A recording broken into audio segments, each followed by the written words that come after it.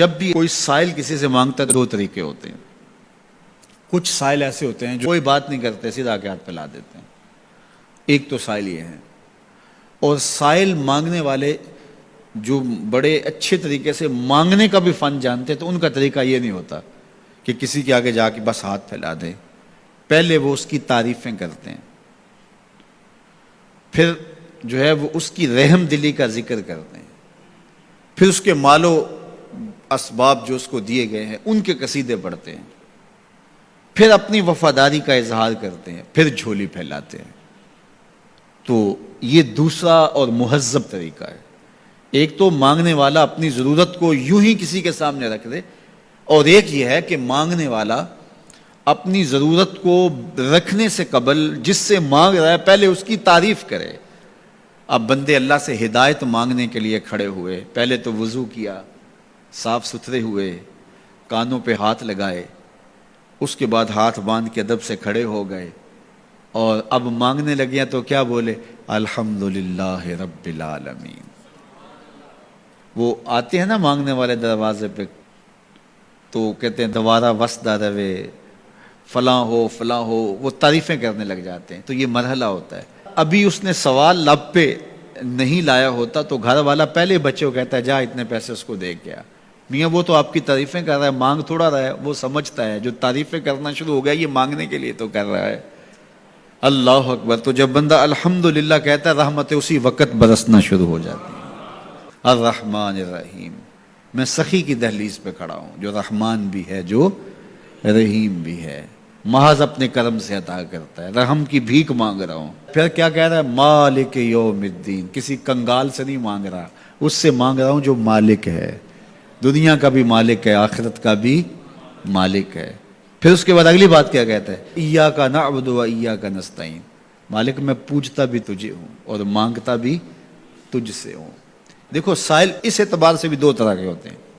ایک سائل ہوتا ہے جو بائی پاس پہ اترتا ہے، ایک کے گھر کے سامنے جاتا ہے، یہی طریقہ صحیح مانگنے کا، لیکن جاتا ہے کہ گھر کے سامنے ہے، تعریفیں کرتا ہے، اور مالک خانہ کو پتہ ہوتا ہے کہ یہ ہمسایہ سے بھی مانگ کے آیا ہے، میرے گھر سے بھی مانگ رہا ہے، اگلے گھر سے بھی مانگنا ہے.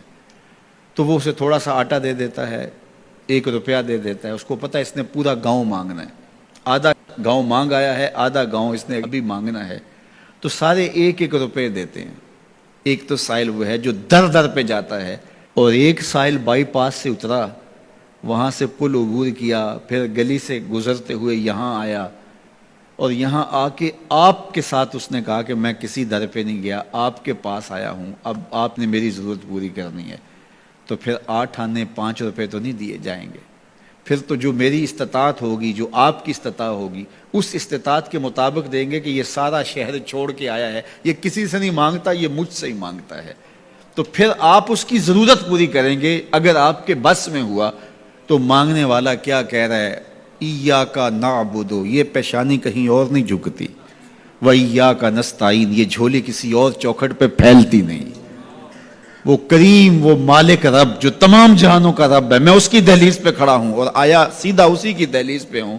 نہ اس سے پہلے کسی در پہ گیا ہوں، نہ اس کے بعد کسی در پہ جانا ہے.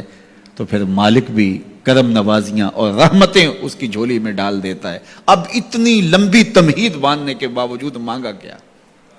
ذرا غور کیجئے. یہ وہ ہے جو ہم ہر روز ہر نماز کی ہر رکعت میں مانگتے ہیں. اور مانگنے کا طریقہ کتنا خوبصورت ہے، اور مانگنے والے یوں ہی مانگا کرتے ہیں. پہلے جس سے مانگنا اس کی تعریفیں کرتے ہیں.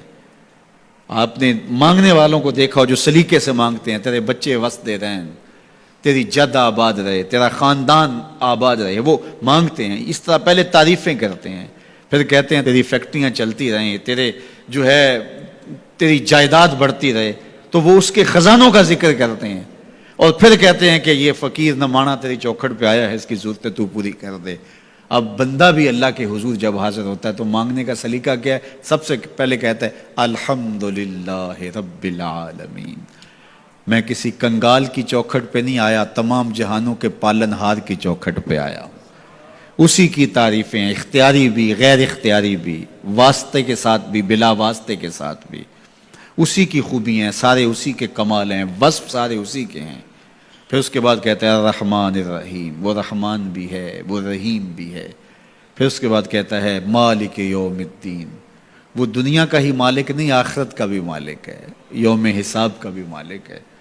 پھر اس کے بعد اپنی وفاداری جتلاتے ہوئے کہتا ہے ایاک نعبد و ایاک نستعین، مالک سارا جہاں بس رہا ہے، میں نے کسی سے نہیں مانگا، میں نے جھولی تیری چوکھٹ پہ پھیلائی ہے، میری پیشانی تیرے حضور جھکتی ہے، یہ پیشانی کسی اور کے حضور کبھی نہیں جھکی نہ جھکے گی۔ یہ سب عرض کرنے کے بعد پھر مانگتا کیا؟ اہدنا الصراط المستقیم، مالک مجھے سیدھی راہ پہ چلا دے، میں تیرے حضور آیا ہوں، مجھے ہدایت کا نور عطا کر دے۔ انشاءاللہ یہ ہدایت کیا ہے اور ہدایت کی قسمیں کیا ہیں، اور پھر اس دعا کا جواب اللہ کی طرف سے کیا آتا ہے، اور بندے پہ کتنی کرم نوازیاں ہوتی ہیں، انشاءاللہ یہ مضمون کل ہوگا۔ اللہ مجھے آپ کو اپنی رحمتوں کے سائے میں رکھے۔